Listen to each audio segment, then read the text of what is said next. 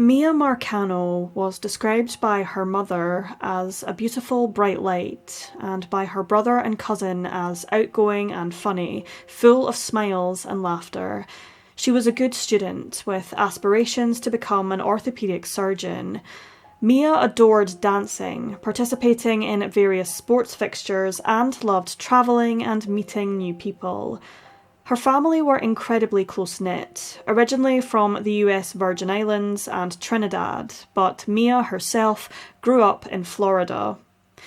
The Marcano parents later divorced, with Miya's mother living back in the Virgin Islands and her father in Fort Lauderdale, in Florida.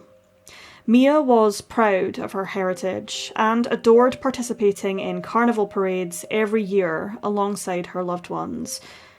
At 18 years old, Miya attended Valencia College in Orlando, where she lived on her own for the very first time, a daunting yet relatable experience to many of us. By her second year, she relocated to another school across the city where she rented a new ground-floor apartment with a roommate within a gated apartment complex, Arden Villas. Despite knowing that a gated community would be somewhat safer for a young woman living in the city, Miya was often vigilant and aware of the dangers. By September of 2021, 19-year-old Miya had obtained a job in the leasing office of her apartment complex as a way to make extra cash whilst completing her studies.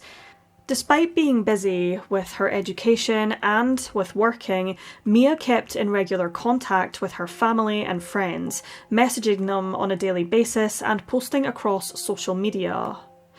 On September 24th, Miya was due to travel home for a planned vacation to Jamaica with her family, which she had been very much looking forward to. Carnival celebrations were also coming up, and she was excited for this also.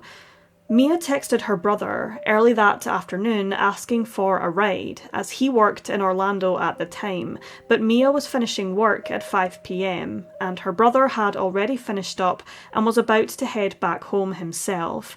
He apologised to his sister, however she told him that their father had bought her a plane ticket to travel to Fort Lauderdale later that night, where their father resided. Miya's plan was to get an Uber to the airport, then fly over after her shift ended. At around 5 p.m. that night, Miya's brother arrived in Fort Lauderdale. However, family members were concerned that they hadn't heard from 19-year-old Miya, and they couldn't get a hold of her. Her phone kept going to voicemail. The family tried to contact the apartment complex where Miya worked to ask when she left. However, no one answered the phone as the office had closed for the night. Miya's family called around her friends and even her roommate, but nobody had seen or heard from her. Her roommate wasn't home at the time. At first, her family believed that the 19-year-old had simply taken a later flight out to Fort Lauderdale, which was why they couldn't get a hold of her. But the truth was much more unsettling. At approximately 7:05 p.m, when the scheduled flight landed in Fort Lauderdale, Miya was not on board, confirming her family's worst fears that something was terribly wrong. Had she possibly been abducted whilst getting an Uber to the airport?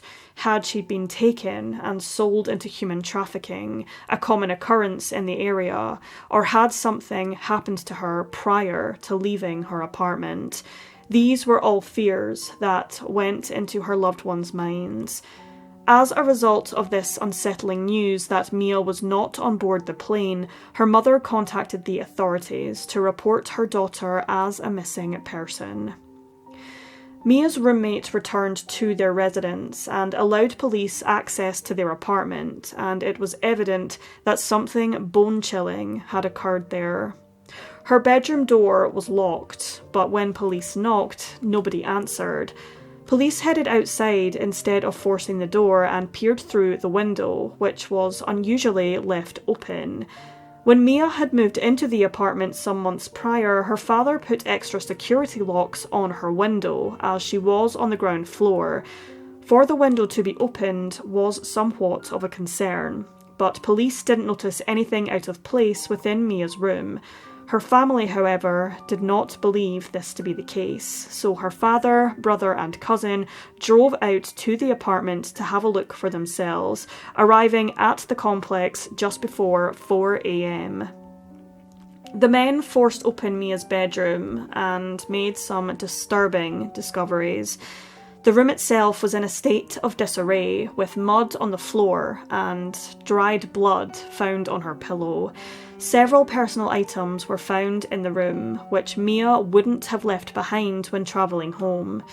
The bedroom door itself had been barricaded by a wooden storage unit, and the extra security on the windows had been removed. Gold necklaces and a pair of crucian bracelets, which Miya wore almost every day, were found broken on the carpet. It was clear to her family that there had been some sort of violent struggle.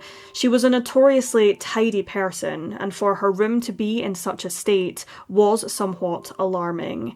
The mud on the floor, which indicated someone had worn shoes in the bedroom, was a red flag to Mia's family, who knew that she never wore shoes in her bedroom. Following this, Mia's mother immediately purchased a plane ticket to fly from St. Thomas in the Virgin Islands to Orlando, Florida, in the early hours of September 25th. As police began investigating Mia's disappearance, her roommate texted her family and told them that the building's maintenance man and Mia's co-worker had shown romantic interest in the 19-year-old, to the point of being obsessed with her.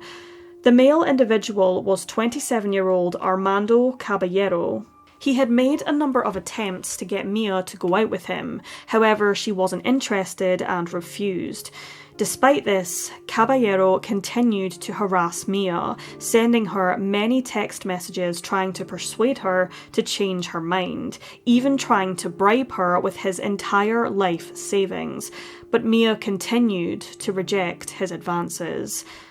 Just as police continued to search the apartment complex and question Mia's family and friends, Armando appeared at the complex, which struck officers as very unusual given that he wasn't working that night. He didn't appear to have any reason to be there at such an hour. Police confronted Caballero, a conversation which was actually filmed on the phone of one of Mia's family members. During this conversation, Caballero claimed to have gotten a phone call from a mutual friend, known simply as Tati, and was told that something had happened to Miya, so he came to check it out. When questioned about Tati, nobody knew who he was referring to, not even Mia's roommate, making police more suspicious of Caballero's claims. Even Mia's relatives, who were alongside him when he was questioned, continued to press Armando on his infatuation, his obsessive text messages, and this unknown friend he claimed was a mutual friend of Mia's, but he wasn't particularly forthcoming. He claimed to have seen Miya last at around 3 p.m. Family members continued to flock to the area the following day to help assist in the search for Miya. During this time, some family members followed Armando to the parking lot of his residence and witnessed him removing what appeared to be a pair of gloves, a black book bag, and a pink blanket belonging to Miya from his vehicle. They captured this once again on video and immediately called the police. Police arrived at Armando's residence and searched it, but did not recover any evidence to indicate he was involved in Mia's disappearance, and they did not recover the blanket. To this day, it has never been found.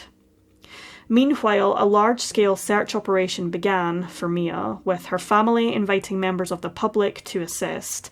Her missing poster was distributed across the area and across social media, where her case quickly gained nationwide attention. Various appeals and press conferences were held by her family and the media also. Mia's family were doing everything they could to bring awareness of her disappearance. On September 27th, 3 days after Miya disappeared, local authorities received a phone call from the apartment complex where Armando Caballero lived, reporting a suicide having occurred on the premises, the person involved being none other than Armando Caballero, who had taken his own life in the garage. This confirmed to Miya Marcano's family that he had something to hide, and was almost certainly responsible in some way in regards to her disappearance.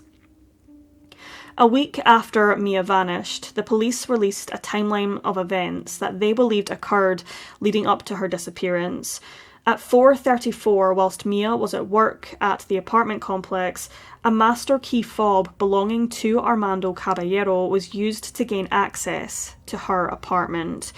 Due to the fact Armando worked in the building and could easily gain access to any room he wanted, he decided to access Miya's apartment without her knowledge or her consent. Caballero subsequently waited in her apartment until she returned home from work. CCTV footage captured Miya heading back to her apartment at approximately 5 p.m, and her fob was used on her front door at 6 minutes past 5 p.m. Following this, Miya is never seen or heard from again.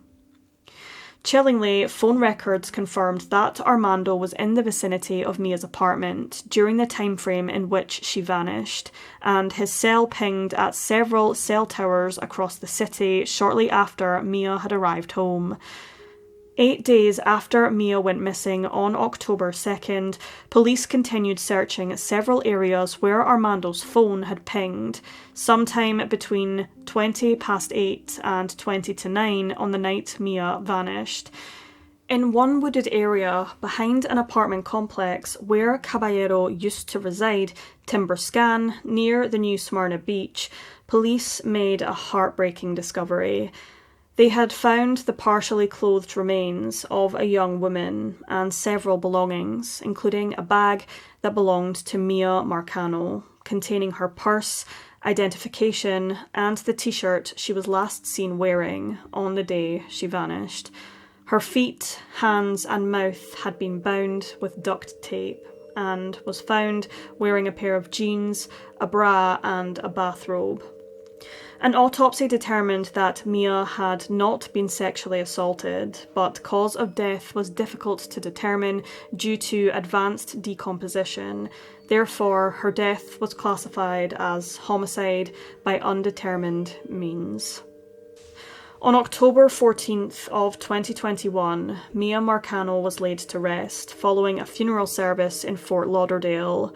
Following her death, Miya's family created the Miya Marcano Foundation, a non-profit organisation that aims to help the families of missing persons, providing support, education and resources to assist them.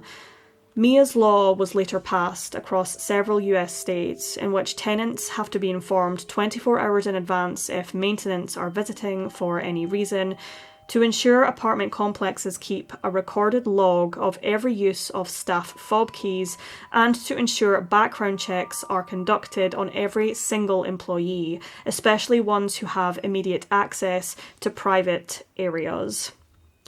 In 2023, Marcano's parents filed a wrongful death suit against the apartment complex and its management partner, but the matter was settled out of court for an undisclosed amount in August of that same year.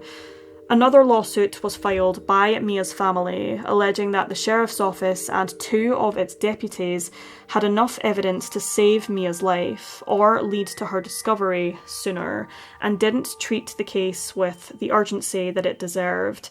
Specifically, it cites their belief that the officers did not determine a crime had been committed soon enough, despite the evidence found in Miya's apartment. The suit also mentions several failures, including investigators not searching Caballero's vehicle for evidence following the report from her family. Miya's family believe that her death was entirely preventable and was as a result of a multitude of failures, both from the apartment complex and the police themselves. The outcome of the second lawsuit is pending. Miya Marcano was a vibrant young woman with dreams and aspirations that were tragically cut short by a man she had simply rejected. Known for her warmth and infectious spirit, her loss has deeply affected those who loved her. As her family continue to seek justice for Miya, it is essential to remember her not just as a victim, but as a person whose life had much potential, underscoring the need for systemic changes and ensure the safety of all individuals, but especially those of young women living alone.